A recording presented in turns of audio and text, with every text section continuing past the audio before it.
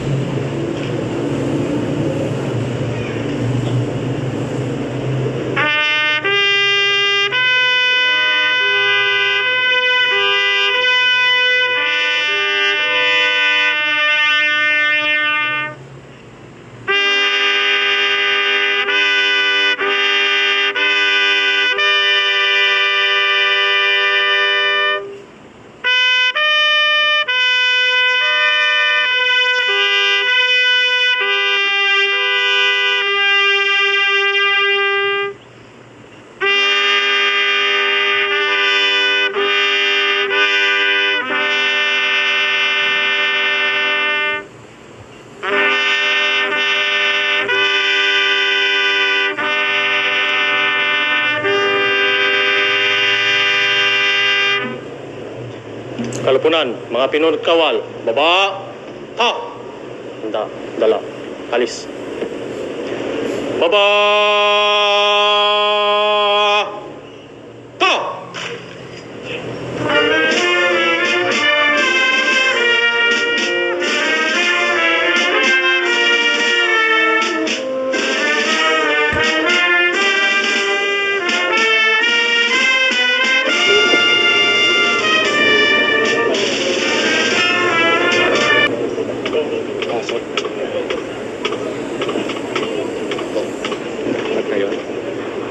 At ngayon, para sa panimulang bahagi ng ating programa, ating dinggin ang mensahe ng ating pinakamamahal na senadora, Kakailian Intayo Sarabuen ni Senator Amy R. Marcos.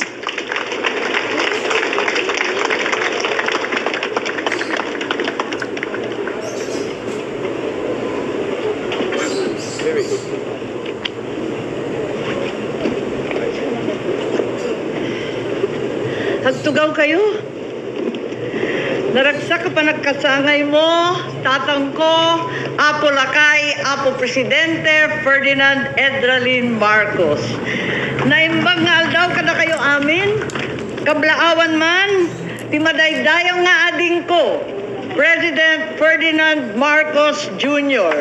Entero nga pamilya ni Congressman Sandro Marcos, Governor Matthew Marcos Manotoc, Congressman Angelo Marcos Barba, Vice Governor Cecilia Marcos, Kentibocales tayo, Aduti Marcos, ang ating mga mayor, vice-mayor, ang mga konsehales, ti nagaget nga opisyales, ti entero nga Solid North, ti barangay opisyales tayo, na magsi 6 years na, sana, kung pumayag si Apo Presidente, the NGAs can NGOs, the entero nga provincial government, and General Romeo Browner, Chief of Staff, uniformed personnel, and all the rest who are here, too many friends to mention. Awanen ti maiparbeng abalikas nga ibagak kas panang rugi ti mensak kada kayo no saan nga agyamanak ti adu kada kayo amin agyamanak apo agyamanak ti adu ti panagayatyo sipud pay idi aginggana kadagitoy a panawen ken ni tatang ko ti maingel nga anak ti Batak anak ti Ilocos Norte ken ti Ilocanja Apo Lakay, Presidente Ferdinand Edralin Marcos. Ngem agpaypayso, agtultuloy si asibibiyag ti tatangko. Kaditi tunggal maysa agtutubo ngag-adadal iti public high schools kada state universities and colleges ken MMSU nga inrugina akas maysa a probinsyano kagurgura iti Manila. Si bibiyag ni tatangko kadagiti manalon ken mangalap anatulungan na asapay kuma a mapabangon tay manen. Si bibiyag latta ni Apulakay kadagiti negosyante nga kalakal taigid ti dalan rangtay ti pier ken airport nga inaramid na. Si bibiyag ni Apulakay kadagiti kakailyan tayo a pasyente, doktor, kada nurse, kadagiti ospital na inpundar na.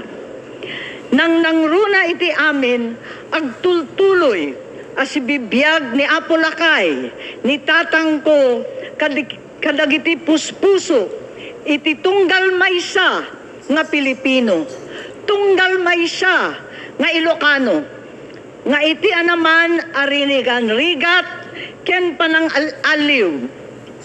Kas kanya ako ay Pilipino, taas noo kahit kanino.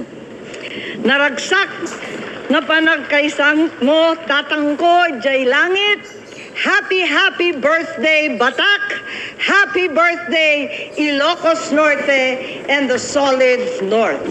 Diyos ti Agnina, kada kayo amin. Agyaman kami Senator Amy R. Marcos. Itata intayo denggen ti panangibinglay kadatayo ti mensahe ti mangidadaulo ti probinsya ti Ilocos Norte ken iti panangipaamuna iti madaydayaw a bisita tayo iti kadaytoy a pasamak. Please welcome Governor Matthew J. Marcos Manoto.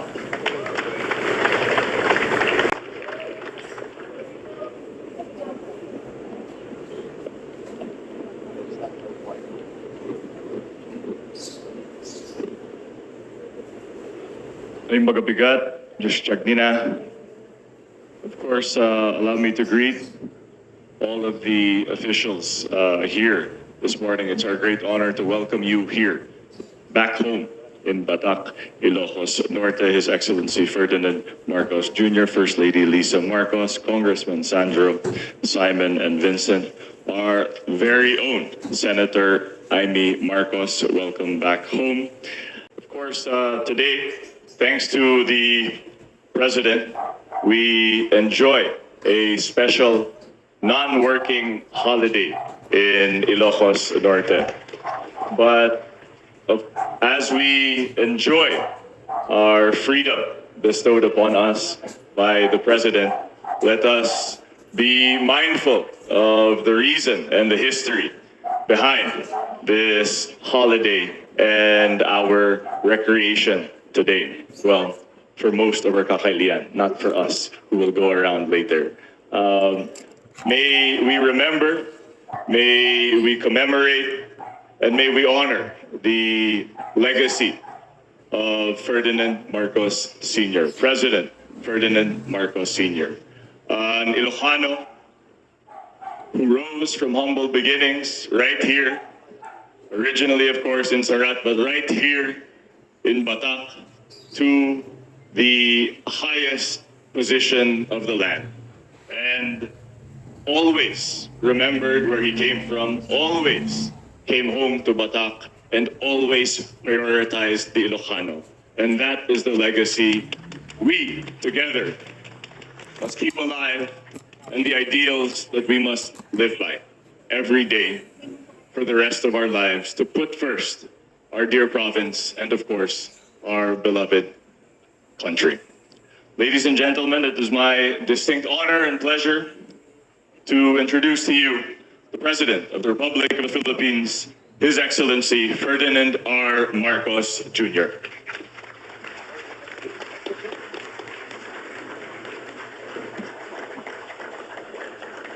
Thank you very much, Governor Matty. Please to go for your kind introduction and your very memorable word.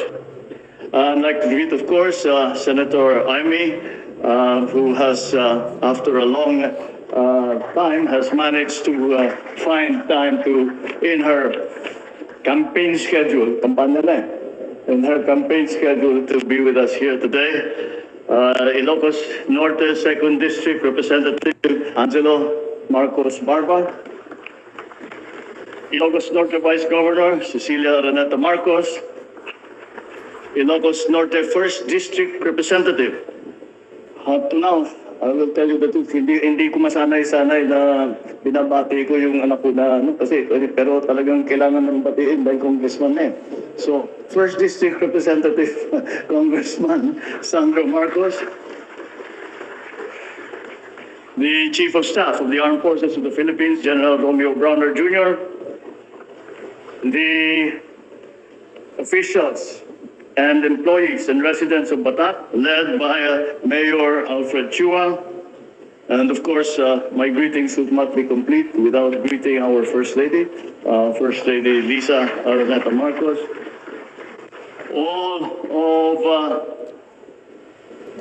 All of the officials who have come here, the mayors who have joined us, the barangay chairman na napakalakas ang palakpak kanina sa suggestion ni Senator Amy, at pag-usapan natin ng mabuti yan. We are also visited by our friends from Isabela and from Cagayan, and we welcome them once again to Ilocos Norte. Na imbag nga bigat yung amin. Kadagiti padat, ken ay atek na Ilocano, na imbag nga bigat, kada kayo amin. I always look forward to coming to Ilocos Norte, not only because it is really our home, but also in this special occasion when we commemorate the Marcos Day, which is the day of my father's birthday. And as we have seen, it is his 107th birthday. So it is inevitable when we celebrate his life and we look back and we try to find and try to think, what was it about my father? Ano ba talaga? What was his very important quality that brought him to the greatest heights of political office in the Philippines, but even more importantly, to have allowed him to, that guided him, so that he could serve the people properly. And I am always reminded of what was engraved in the mausoleum when my father was still buried here. And those of you that have been to the mausoleum will remember that it was one single word, Filipino. And that is the essence of my father. And when I look back, and now that I am in this high office, and many forces are impacting upon you, and a decision has to be made. And the guidance that I get, once again, is I always ask myself, what would my father do? What would be his advice? And I remember the mausoleum, and I remember that it says Filipino. And that is the essence of the man. He was a Filipino. He was an Ilocano first, but his whole life was dedicated to the Filipino. His whole life was dedicated to the Philippines. During his first foray into public service after his university and his law school was as a soldier during the war, where he was willing to make the ultimate sacrifice to defend his country and his people. And we have seen and heard and read about the heroic deeds that are only now being realized by many of us. I will recount to you an experience that I had recently when I was in the United States. And I was hosted by the director of the Central Intelligence Agency, the CIA. At ang request ko sa kanila, kay C, some of the records about my father when he was working with the OSS. The OSS was a predecessor of the CIA. And they allowed me. They took me to the records room and they started to show me many of the records, the reports that were given during the war, that are still secret. And I mean, he was greater than even he realized. The things that he did, the things that, the sacrifices that he made for the Philippines. And I asked the CIA, maaari ba, pakopya ko, iuwi ko. Sorry, it is still classified. And that was the depth of his service to the country. After the war, after liberation, he then entered into politics. He became the 2nd District Representative of Ilocos Norte, and he served for about 10 years before becoming senator and ultimately president. And through that whole time, all that he did was to serve Filipinos. He sacrificed everything. Most of us who are with his family know of that sacrifice. And we, in our own way, were feeling that we also sacrificed because we did not see my father. We did not see my mother. They were very busy doing their work and serving the Philippines and serving Filipinos. And so when I look back now at the life that I have led, and I see what is the guiding principle that I can learn from my father. When things are confusing, when things have become so complex, what is the essence of service that my father taught me? And that is very simple, but not easy to achieve. But it is simple. Be a Filipino, serve the Filipino, protect Filipinos and the Philippines. And from that comes all of the important things that we can do. That guides us, that is a guiding principle. So, although he was always described, especially in his younger days, as the GI, the great Ilocano, he superseded that. And of course, he loved Ilocos, he loved Batak, he loved Sarap, he loved all of you who were with him through all of the trials and tribulations that he went through. But then I suppose he saw the essence as well. All the Ilocanos, we are essentially, because we are Ilocanos, but we are here in the Philippines. And the greatest service that he could do was to serve the entire country of the Philippines. So if we are to continue on this important legacy that he has left us, what again will be our God? How again do we know what is the right path to make it better for the Philippines, to make life better for all Filipinos, to make sure that the Philippines is protected, that the Philippines is secure, that the Philippines is going to flourish, that the Philippines takes its place in the community of nations in the world? And I have followed that credo from the very beginning of my term, and I will continue to follow that credo. Be a good Filipino. Be a Filipino that loves your countrymen.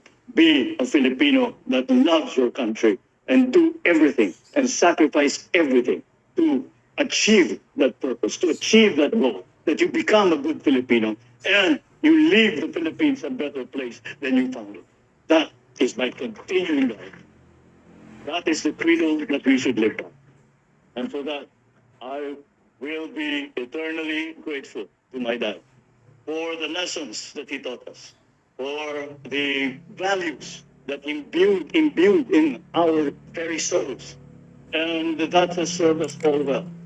And so as we go through our daily lives, let us always remember that in the end, we do what we do. All that we do for Filipinos. All that we do for the Philippines. Let us be together in that. Let us continue that legacy of love of country. Let's continue that legacy of love of your kababayans. And I think that if we do that, that we will always be led in the right direction. Happy birthday, Dad. Ngayong bago kay Panang Kasangay. And thank you for all that you have given us.